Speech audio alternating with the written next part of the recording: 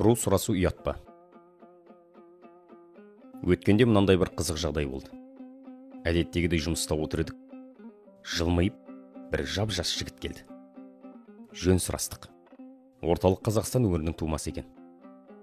Ойымызда ештеңе жоқ. Бауырым қай рудан боласың дедік. Ана бала тыжырынды. Біз бейбақтың бетіне аса бір жақтырмай қарады. Дүңк еткізіп, қазақпын деді. Отырған жұрт біртүрлі боп қалдық. Бізде қитығып қазақ екеніңді біліп отырмыз. Ру тегіңді білмегеніңе қарағанда кірме болдың ғой шырағым. Бала ақиланды. Қазақпын дедім ғой. Болды емес пе? Несіне қазбалайсыз? Осы бір рушылдықты жаным сүймейді десін. Ақыры үндемедік. Ішімізден қазаққа кірме қалмақ немесе татар ноғайдың бірі шығар дедік те қойдық. Мына оқиғадан кейін қатты ойланып қалдық. Әлде ру сұрау ұят па? Жас баланың қылығы көпке дейін ойымыздан кетпей жүрді. Сөйтіп жүргенде жазушы Мұхтар Мағауиннің мына бір сөзін оқып қалдық.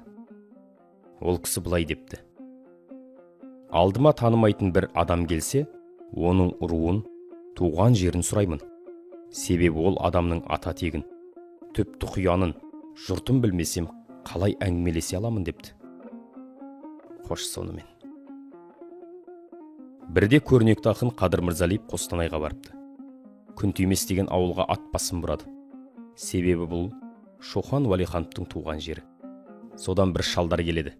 Қадырдан қай елдің азаматысың деп сұрайды.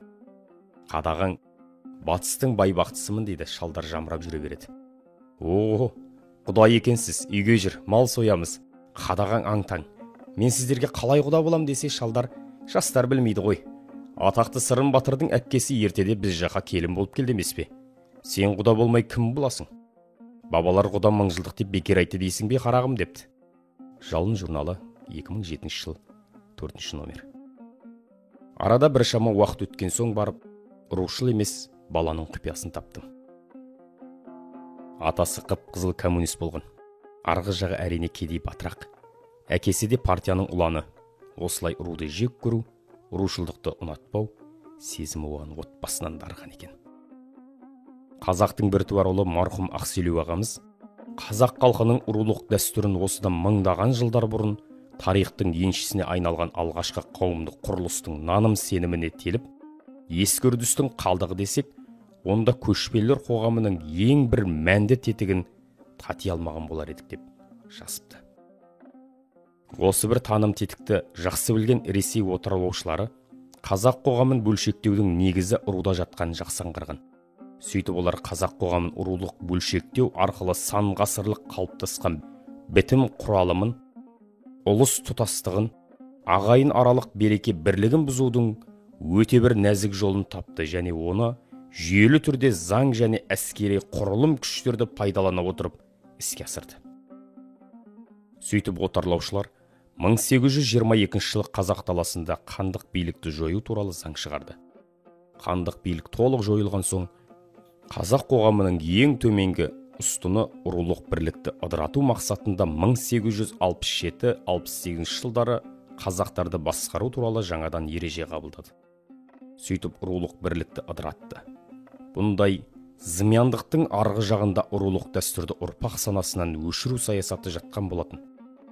Ана бала осы саясаттың 21 ғасырда тірі жүрген өкілі екен.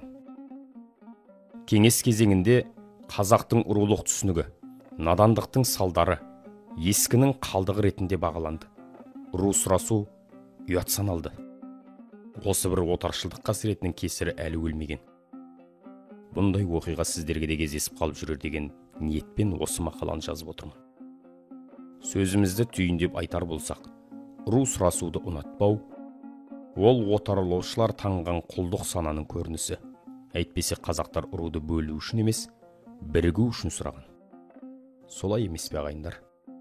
Ерлан Алтай.